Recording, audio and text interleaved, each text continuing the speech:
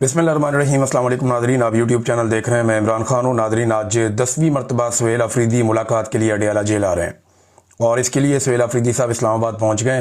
अरकान को ये कह दिया गया कि आप लोग भी पहुँचें और कारकुनों की तादाद भी अब अडियाला जेल के बाहर पहुँचेगी। इससे पहले हमने देखा कि 2 दिन पहले अलीमा खानम पे और इमरान खान साहब की जो बाकी बहनें हैं उनके ऊपर और वहाँ मौजूद कारकुनों के ऊपर वाटर कैनन का इस्तेमाल किया गया आधी रात को सर्दी में। और कुछ लोग इसको बड़ा नॉर्मलाइज कर रहे थे, कुछ नहीं होता, बिल्कुल ये नॉर्मल है, ये पूरी दुनिया में होता है। तो ठीक है, जो जो चीज़ जहाँ जहाँ दुनिया में बुरी होती है वो सारी इकट्ठी करके पाकिस्तान में ले आए और जो अच्छी चीज़ें दुनिया में होती हैं वो कभी भी उसको काबिल तकलीद हम नहीं समझते। अब ये जो जर्नलिस्ट इस किस्म के बयानियाँ बना रहे हैं ना कि कुछ भी नहीं होता, मैंने इनको छोटी छोटी बातों पर मातम करते हुए और चिल्लाते हुए देखा है। ये तत्ते तवे पे बैठ जाते थे जब ज़रा सा हल्की सी छींक भी नवाज शरीफ साहब को जेल में आ जाती थी। ये मियाँ साहब की ज़िंदगी की ज़मानत मांगते थे, ये अदालतों में जाकर गिड़गिड़ाते थे कि नवाज शरीफ साहब को खुदा के वास्ते हमारा नवाज शरीफ हमें वापस कर दो। ये काम ये लोग करते थे। लेकिन आज इन्होंने किबला अपना किसी और तरह का बदला हुआ है। इंसानी हकूक़ के मामलात में इन्हें फ़िक्र ही नहीं है इस बात की, इनका अपना मामला चलता रहना चाहिए। सुहेल अफरीदी साहब जो हैं वो आज 10वीं मरतबा आएंगे निज़ाम को नंगा करने के लिए। ऐसा लगता तो नहीं है कि मुलाकात करवाई जाए, लेकिन अगर मुलाकात करवा दें तो इससे फ़र्क कोई नहीं पड़ता, क्योंकि अब आसिम मुनीर साहब इस्तिस्ना भी ले चुके हैं। आसिम मुनीर साहब अपने सारे मामलात कर चुके हैं, उन्हें ऐसा कोई ख़तरा भी नहीं है। और वो DGI-SPR की एक बड़ी दबंग किस्म की एक प्रेस कॉन्फ्रेंस भी करवा चुके हैं।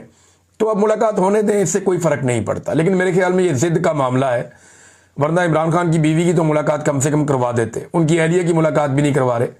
बहरहाल सुहेल अफरीदी का और चंद और लोगों का नाम दिया गया है, वो आज 10वीं मरतबा इस निज़ाम के कपड़े उतारने आएंगे। तो निज़ाम जो है वो हर दफ़ा अपना एक कपड़ा खुद ही उतार के उनके कदमों में फेंक देता है। ये हालात हो गए हैं। और ये सियासतदान जो आज ये सारा माहौल इंजॉय कर रहे हैं ना, बिलावल समेत, बिलावल साहब कल दोबारा आए सामने। बिलावल जरदारी ने लाहौर के अंदर कुछ एक्टिविटीज़ की हैं और उसके बाद कहा जी PTI जो है दहशत गर्दों की तरह बिहेव करती है तो इनके ऊपर पाबंदी लगनी चाहिए। बिलावल साहब, कराची में असला कौन बांटता था? आपका वजीर दाखिला। गैंग वॉर कौन करता था? पाकिस्तान पीपल्स पार्टी। अभी इंडिया ने एक मूवी भी बनाई है वो रहमान डकैत के ऊपर, ये किसका आदमी था? बेनजीर भुट्टो की गाड़ी चलाता था ना, याद है आपको? बिलावल, आपको मैं याद दिलाता हूं ये मिर्जा साहब क्या गुल खिला रहे थे, रहमान डकैत क्या कर रहा था, उजैर बलोच किसका साथी है। ये जो कराची के अंदर एक अंडरवर्ल्ड पूरा काम करता था, किसके लिए काम करता था? खालिद शहनशाह क्यों कत्ल हुआ था और उसके किनके साथ ताल्लुकात थे? तो बिलावल जरदारी साहब दहशतगर्द कौन है और कौन असला और बंदूक इस्तेमाल करता है, सारी दुनिया को पता है। अल जुल्फिकार किसकी थी, ये भी सारी दुनिया को पता है। आप ही की फैमिली ने बनाई थी ना अल जुल्फिकार। क्या कारनामे उन्होंने किए थे? क्या पाकिस्तान तहरीक इंसाफ ने आज तक बंदूक उठाई?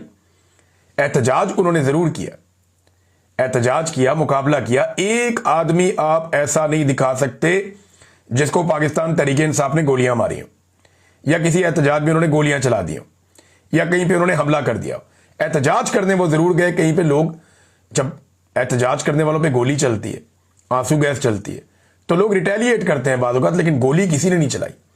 ये तुर्रा इम्तियाज जो है ये पीपल्स पार्टी को तो हासिल है, MKM को भी हासिल है, कई और जमातों को हासिल है। तहरीक लब्बैक वालों ने भी काफ़ी मार कुटाई की है, लेकिन PTI ने वो नहीं किया। तो बिलावल ना बताएं दुनिया को कि दहशतगर्दी क्या होती है और दहशतगर्द किस तरह के होते हैं, उनका तो ये बनता ही नहीं है बताना। और अब वो पाकिस्तान तहरीक इंसाफ के ऊपर पाबंदी के बहाने इसलिए ढूंढ रहे हैं कि इन्हें ये समझ आ गई है कि पाकिस्तान तहरीक इंसाफ को मैदान में शिकस्त देना नामुमकिन है। लिहाजा मैदान में शिकस्त देने की बजाय बेहतर यह है इनको मैदान से ही आउट करो। उसके लिए गेम की जा रही है, देखते हैं क्या करते हैं। 12 सुहेल अफरीदी साहब जाएंगे और फिर दोबारा खबर बनेगी, दोबारा वो धरना देंगे, बैठेंगे, शोर मचाएंगे। जो भी एक्टिविटी 2 दिन पहले हुई वो भी सारी दुनिया ने देखी और ये भी सारी दुनिया देखेगी। अलीमा खानम ने एक इंटरव्यू दिया ऑस्ट्रेलियन मीडिया को, उन्होंने चंद बातें की। उन्होंने कहा जी अदालती अहकामात के मुताबिक 1 हफ्ते में फैमिली, वकला और इमरान खान साहब के जो दोस्त हैं या सियासी लोग हैं, इनकी मुलाकातों की मद में 24 अफराद की इमरान खान साहब से मुलाकातें ज़रूरी हैं जो अदालती अहकामात हैं। लेकिन ये पिछले 1 साल से मुलाकातें महदूद कर रहे हैं। ये पहले 6 फैमिली मेंबर से 3 पर और 3 से फिर 1 पर और फिर बिल्कुल मुलाकात पर पाबंदी पर पहुंच गए हैं, ये अलीमा खानम ने कहा। उन्होंने कहा इनके लिए मसला ये है कि इमरान खान इस वक्त 85 से 90% तक अवाम की आवाज़ है। और 11 दिसंबर को इंसदाद दहशतगर्दी की अदालत में मैं पेश हो रही हूँ, यानी आज के दिन, और चार्ज होकर शायद सज़ा की तरफ ये मुकदमा जा रहा है। मेरे ऊपर इल्ज़ाम ये है कि इमरान खान का पैगाम मैंने कौम तक क्यों पहुँचाया, और इमरान खान का पैगाम ये था कि कौम अपने हुकूक के लिए, जमहूरियत के लिए, रूल ऑफ लॉ के लिए खड़ी हो जाए।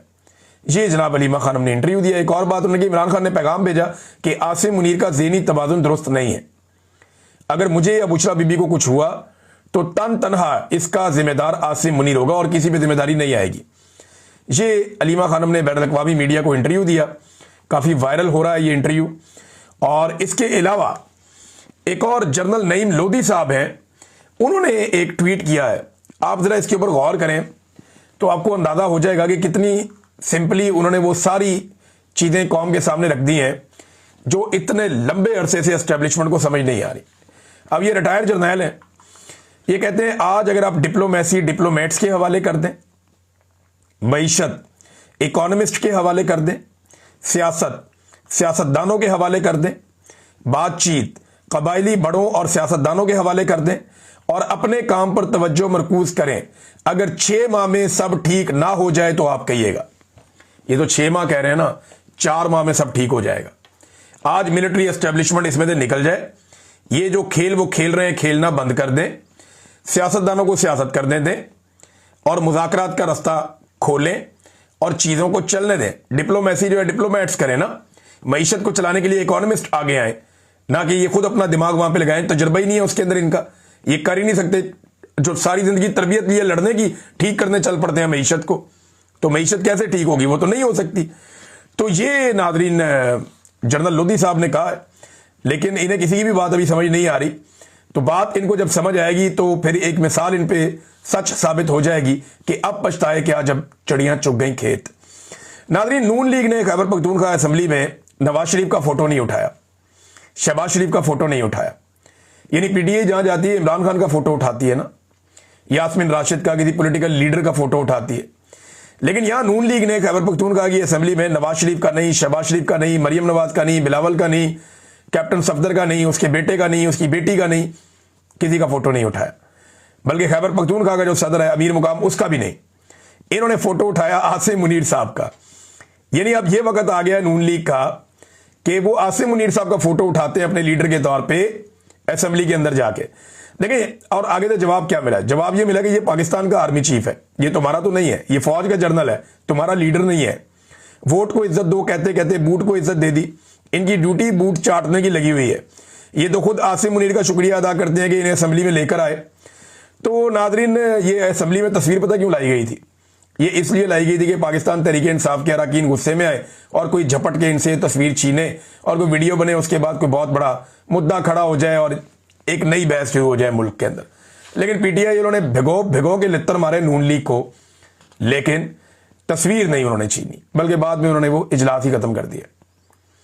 तो ये नून लीग की औकात रह गई है टोटल। उनकी सारी सियासत का इन्हिसार आसिम मुनीर साहब पर है। नवाज शरीफ पे या शहबाज शरीफ पे या कारकर्दगी पे या इनकी सियासत पे या इनकी मकबूलियत पे, किसी चीज़ पे उनका इन्हिसार नहीं है।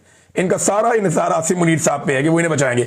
और आसिम मुनीर साहब को ना, मैं एक वैसे कभी मैं मशवरा देता नहीं, किसी को भी नहीं देता, लेकिन यहाँ हालात इतने ख़राब हैं कि उन्हें चाहिए कि अपने जो मुशीरान है ना, उनको ज़रा तब्दील करें। ख़ास तौर पे जो लोग उन्हें तकरीरें लिख के देते हैं, उन्हें बताते हैं क्या कहना है क्या नहीं कहना। कोई भी असरदार बयानियां बनाने में पाकिस्तान की मिलिट्री एस्टेब्लिशमेंट अभी तक मुकम्मल तौर पे नाकाम रही है। आसिम मुनीर साहब कोई भी एक ऐसी तकरीर या एक ऐसा जुमला नहीं कह पाए जो कौम जिसको फॉलो कर रही हो, या उसको अब पुराना माल ले आते हैं, उसकी नई पैकिंग करके बेचने की कोशिश करते हैं। यानी वही बातें जो ज़ियाउल हक के दौर से चली आ रही हैं, वही बातें जो मुशर्रफ के दौर से चली आ रही हैं, जो बातें गुज़िश्ता डिक्टेटर्स कह चुके हैं, वही बातें दोबारा होती हैं। यानी हरमैन शरीफैन की हिफाजत वाला जो बयानिया है वो आपको याद है कि जनरल मुशर्रफ ने भी बेच दिया था, जनरल ज़ियाउल हक ने भी मादी में बेच दिया था। अब तो यानी हमारा एक नया बयानिया होना चाहिए कि हम हमास के हथियारों से इसराइल की हिफाजत करने जाएंगे और इसराइल के तहफ़्फ़ुज़ की ज़मानत जो फ़ौजें देगी उनमें एक पाकिस्तान की फ़ौज भी मुबैना तौर पर हो सकती है। अब तो बयानिया ये बनाना चाहिए। इमरान खान ने रियासत मदीना कहा, उसकी जगह पे जनरल साहब को बताया गया कि आप रियासत तैयबा का नाम ले लें, तो क्या फ़र्क है? यानी इमरान खान का बयानिया ही अगर आपने बाद में लेकर आना था तो फिर इमरान खान को निकालने का फायदा क्या हुआ, अगर उसी की नकल करनी है तो। और पाकिस्तान जिंदाबाद की जगह पाकिस्तान हमेशा जिंदाबाद इन्होंने लगा दिया। अब जिसने भी ये मशवरा दिया हमेशा जिंदाबाद वाला, उसके तो दिमाग पे मुझे मातम करने को दिल करता है। भाई पाकिस्तान जिंदाबाद, जिंदाबाद का मतलब क्या है कि ये हमेशा जिंदा रहेगा, इसमें हमेशगी शामिल है। ये पाकिस्तान हमेशा जिंदाबाद ये क्या है? आप जोर से कहें ना पाकिस्तान, तो आगे से सारी दुनिया ये कहेगी हमेशा जिंदाबाद, कोई नहीं कहेगा। जब आप कहेंगे पाकिस्तान, सारे बोलेंगे जिंदाबाद। तो चंगा भला पाकिस्तान का 78 साल से नारा चल रहा था और किसी बंदे ने यह मशवरा दे दिया कि जनाब आप ना कहा करें पाकिस्तान हमेशा जिंदाबाद। और भाई जिंदाबाद के अंदर जो है वो हमेशगी ऑलरेडी मौजूद है। ये उर्दू को जानने वाला कोई बुनियादी जानने वाला आदमी भी बता देगा कि ये जुमला ही गलत है। पाकिस्तान जिंदाबाद ये रियल वर्ड है। जब आप हमेशा जिंदाबाद कहते हैं तो जिंदाबाद का मतलब ही हमेशा का है। जिंदाबाद यानी जिंदा रहेगा, तो उसमें हमेशगी पहले से ही आ गई है। बहरहाल लिख के देने वाले भी जो है ना वो नैले ही है। मुझे लगता है जनरल साहब को अपनी टीम के बारे में सोचना चाहिए। अब नादरीन ने कुछ इतलात आ रही हैं और ये मेरे पास बराह रास्त नहीं है, कुछ जर्नलिस्ट हैं, रियाजुल हक साहब हैं, कुछ और लोग हैं, कुछ लोगों ने वीडियो भी इस पे बनाई है। वो दावा कर रहे हैं कोई फैमिली ब्लॉगर्स और टिकटॉकर्स को इकट्ठा किया जा रहा है और बजाहिर यह है कि कोई बिग ब्रदर है जो इकट्ठा कर रहा है और उसको कोई फरिश्ता करार दिया जा रहा है कि बिग ब्रदर जो है वो फरिश्ते हैं, बड़े कमाल लोग हैं। देखिए मैं चंद चीजें सामने रख देता हूं, ये जरा फैमिली ब्लॉगर्स भी गौर से मेरी बात सुन लें, मुझे उनसे बड़ी हमदर्दी है। मैं एक्चुअली ये चीजें देखता नहीं हूं, मेरी दिलचस्पी सिर्फ सीरियस कंटेंट में होती है। अपना रिसर्च के लिए इतना टाइम गुजर जाता है, सारा दिन खबरों के अंदर चीजें पढ़ने में, बहुत सारी चीजें लिखने में, मैं बल्कि किताब के ऊपर काम कर रहा हूँ, डॉक्यूमेंट्रीज पे काम कर रहा हूँ, तो बिल्कुल टाइम मिलता ही नहीं है। फिर कोई ना कोई इवेंट्स आ जाते हैं, पीछे फ्लड था उसमें बहुत भाग दौड़ करनी पड़ी, अभी हर हफ्ते कोई ना कोई इवेंट आ जाता है तो उसमें भी जाना पड़ता है, टाइम मिलता नहीं है। लेकिन मैं इन्हें एक मशवरा लगे हाथों दे देता हूं कि इन्हीं बिग ब्रदर्स की वजह से आज तक पाकिस्तान में इदारे नहीं बन पाए। इन्हीं की वजह से कभी सियासी और माशी इस्तेहकाम पाकिस्तान में नहीं आया। इन्हीं बिग ब्रदर्स की वजह से क्लाशनकोफ कल्चर पाकिस्तान में आया। इन्हीं की वजह से आधा पाकिस्तान 1971 में टूट गया। बलूचिस्तान और कबायली इलाकों में जबरी गुमशुदगियां यही बिग ब्रदर्स करते हैं। उसामा बिन लादेन पाकिस्तान में इन्हीं की वजह से मारा गया। जबरी गुमशुदगियां पाकिस्तान में जितनी भी हो रही हैं, चाहे वो सहाफियों की हो रही हैं, चाहे वो सियासतदानों की हो रही हैं, चाहे बाकी लोगों की हो रही हैं, यानी इसमें वकला की भी हुई हैं, और जितने इंसानी हकूक के लिए आवाज उठाने वाले लोग हैं उनको जबरी तौर पे लापता किया गया है। ये सारी जबरी गुमशुदगियां, इनके पीछे आपके बिग ब्रदर्स ही होते हैं। हुकूमतें बनाने और गिराने में भी बिग ब्रदर्स होते हैं। चादर और चार दीवारी का तकद्दुस जब भी पामाल होता है तो पुलिस वालों के साथ कोई ना कोई बिग ब्रदर होता है। कायदे आजम फातिमा जना, लियाकत अली खान, हुसैन शहीद सोहरवर्दी, वली खान, जुल्फिकार अली भुट्टो, बेनजीर भुट्टो और इमरान खान तक तमाम लीडर्स जो निशाना बने इन्हीं बिग ब्रदर्स का निशाना बने। यानी इन्हीं बिग ब्रदर्स ने जनरल बाजवा की एक्सटेंशन की ख्वाहिश पर मुल्क में रजीम ही तब्दील कर दिया, और इन्होंने ही 2024 का पाकिस्तान के जो मैंडेट है, अवाम ने जो मैंडेट दिया था, पूरा इलेक्शन बिग ब्रदर्स ने चोरी कर दिया। मन मर्जी की FIR लोगों के ऊपर करवा दी। सहाफियों को, वकीलों को, इंसानी हकूक के लिए आवाज उठाने वालों और अपने हकूक मांगने वालों तमाम तबकात के लोगों को जबरी तौर पर लापता किया। जजों और सियासतदानों के कमरों में जो खुफिया कैमरे लगाए गए वो भी बिग ब्रदर्स के ऊपर इल्जाम लगता है। ब्यूरोक्रेसी को अपनी मर्जी से इन्हीं बिग ब्रदर्स ने चलाया। सियासी मामलात में कभी बराह रास्त और कभी बिलवास्ता मुदाखलत करते रहे यही बिग ब्रदर्स, और बार बार इन्होंने अपने हलफ को तोड़ा। कायदे आजम मोहम्मद अली जिन्ना जो पाकिस्तान के बानी हैं, उनके फरमान की भी इन्होंने खिलाफ वर्जी की। कभी ये जहादी बनाते हैं, कभी दहशतगर्द बनाते हैं। तो पाकिस्तान में जो एक तजर्बागाह बनाकर रख दी गई, पाकिस्तान को एक ऐसी लेबॉर्ट्री बना दिया गया जहां हर तरह का तजर्बा हुआ, तो इन तजर्बों के पीछे सबसे ज्यादा बिग ब्रदर्स रहे हैं। देखिए, हमें पाकिस्तान में किसी बिग ब्रदर की जरूरत नहीं है। हमें पाकिस्तान में आईन की बालादस्ती की जरूरत है, रूल ऑफ लॉ की जरूरत है, इंसानी हकूक और शख्सी आजादियों की जरूरत है, आजाद अदलिया और आजाद मीडिया की जरूरत है, मैंडेट के एहतराम की जरूरत है। पाकिस्तान में रूल ऑफ लॉ चाहिए, मुल्क में मेरिट की जरूरत है। अब इन टिकटॉकर्स को या यूट्यूबर्स को, जो फैमिली ब्लॉगर्स हैं, इनको जो अफसरान तंग कर रहे थे ना, ये अफसरान मेरिट के ऊपर नहीं आए हुए थे, ये मेरिट के खिलाफ आए हुए थे ज्यादातर लोग। और क्योंकि इनको बिग ब्रदर्स लेकर आए थे, वो इन्हें अपने मकासद के लिए इस्तेमाल करते रहे कि इमरान रियाज को पकड़ लो, फलाने को पकड़ लो, उसको पकड़ लो, इसको पकड़ लो, तो ये उनके लिए खिदमात कर रहे थे, तो ये आपे से बाहर हो गए और इन्होंने 2 नंबरी शुरू कर दी। अगर ये बिग ब्रदर्स का नाम ना लेते तो शायद बिग ब्रदर्स को कभी कोई एतराज ना होता। आज पाकिस्तान के ऊपर जो नाअहल और करप्ट टोला मुसल्लत है, उसके पीछे भी ये बिग ब्रदर्स हैं। अब ये जो टिकटॉकर्स हैं, या जो फैमिली व्लॉगर्स हैं, या तो एस्टेब्लिशमेंट अपने अरबों के बजट में से इनको करोड़ों रुपया दे हर महीने ताकि इनका नुकसान ना हो। और देखें, अवाम की राय के खिलाफ अगर कोई वारदात वाकई डाली जा रही है तो मैं एक बात सीरियसली बता दूं कि पाकिस्तान के जो सबसे बड़े सियासी एक्टर्स हैं ना, वो इस मुल्क में नाकाम हो गए। एक्चुअली तो ये लोग इंटरटेनर्स हैं, ये लोगों को इंटरटेन करते हैं। तो इंटरटेनमेंट इंडस्ट्री के लोग तब तक कामयाब रहते हैं जब तक कि वो लोगों के साथ जुड़े रहते हैं और लोगों की नजर में कंट्रोवर्शियल नहीं होते।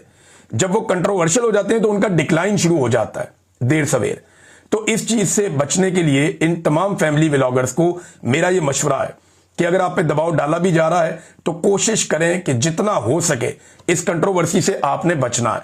बिग ब्रदर आपको थोड़ी देर के लिए अच्छा लग सकता है, हमें भी थोड़ी देर के लिए बहुत अच्छा लगता था, लेकिन ये ज्यादा देर के लिए या लंबे अरसे के लिए ये नुकसानदेह है और इसने पाकिस्तान को बहुत नुकसान पहुंचाया। तो आप इससे महफूज रहें और अपना काम करें, अपने काम पर तवज्जो दें। आप लोग अच्छा इंटरटेन कर रहे होंगे लोगों को, तो लोगों को इंटरटेन करें, उन्हें खुश रखें और आप खुद भी खुश रहें और अल्लाह ताला आप सबको अपने हिफ्ज़ व अमान में रखे। लेकिन इस तरह की अगर कोई चीज़ आप करने जा रहे हैं तो एक मरतबा सोचिएगा ज़रूर, क्योंकि बाद में फिर आपको भी ये कहना पड़ेगा कि अब पछताए क्या जब चिड़ियां चुग गई खेत। तो इससे आपने बचना है। नाज़रीन, एक खबर मैं आपको और देता हूं। देखिए, पाकिस्तान में और भारत में एक ही दिन में 2 एक्टिविटीज हुई और दोनों एक्टिविटीज में आपके सामने रखूंगा तो आपको फर्क पता चल जाएगा। एक ही दिन अमेज़न ने यह ऐलान किया कि वो भारत में 35 अरब डॉलर्स की सरमायाकारी करने जा रहा है और उसी दिन पाकिस्तान ने यह ऐलान किया कि IMF पाकिस्तान को 1.3 अरब डॉलर्स कर्जा देने जा रहा है। अंदाजा करें आप, ये भारत है और ये पाकिस्तान है। एक के तैयारे गिरे और एक ने गिराए, लेकिन हम कहां खड़े हैं। 35 अरब डॉलर सिर्फ एक कंपनी भारत में सरमायाकारी लेकर आ रही है और पाकिस्तान से सारी कंपनियां जो बैनुल अक़वामी थी वो एक एक करके भागती जा रही हैं, पाकिस्तान से निकलते जा रहे हैं। तो ये कॉन्फिडेंस क्यों नहीं कर रहे लोग पाकिस्तान पे। 1.3 अरब डॉलर पाकिस्तान ने लिया, क्या हम इसी काम के लिए रह गए हैं, कर्जे लेने के लिए? और भारत सरमायाकारी भारत के अंदर लेकर आ रहा है। पाकिस्तान इतनी सरमायाकारी पिछले कई सालों में नहीं ला सका जितनी एक एक सौदे में भारत अपने मुल्क के अंदर ले आता है। बेशक वो बड़ा मुल्क है, लेकिन हमारे पास भी पोटेंशियल है, हम उनके साथ ही आजाद हुए। हमारे रुपए की जो कदर है वो भारत से ज्यादा थी, आज भारत से कम है और बहुत कम है। इसके लिए कौन जिम्मेदार है? जनरल लोधी की बात जो है, जो मैंने पहले आपको सुनाई, उसे याद रखिएगा, बल्कि बार बार याद कीजिएगा। थोड़े दिन पहले आपका वफाकी वज़ीर इत्तलाआत कह रहा था कि पासपोर्ट की बड़ी इज्जत हो गई, पूरी दुनिया में लोग सैल्यूट मारते हैं, लोग जो है रश्क से देखते हैं पाकिस्तान का पासपोर्ट। मैं एक चीज बताता हूं आपको, ये देखें, ये नई रैंकिंग आ गई है इंटरनेशनली दुनिया के पासपोर्टों की।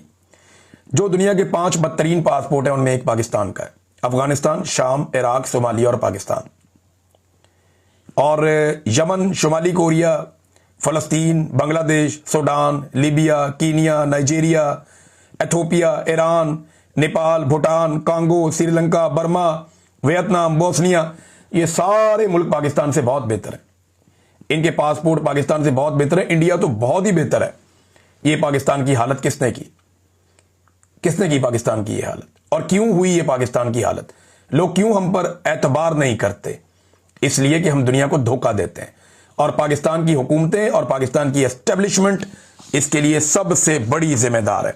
नादरीन, एक डाटा मैंने आपको दिखाया था अपने पिछले वीलॉग में।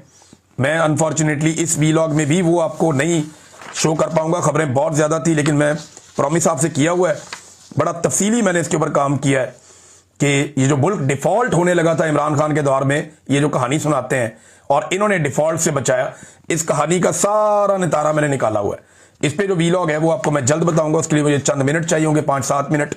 तो अभी तो इतना टाइम नहीं है, तो अब तक के लिए इतना ही। अपना ख्याल रखिएगा, अपने इस चैनल का भी। अल्लाह हाफिज।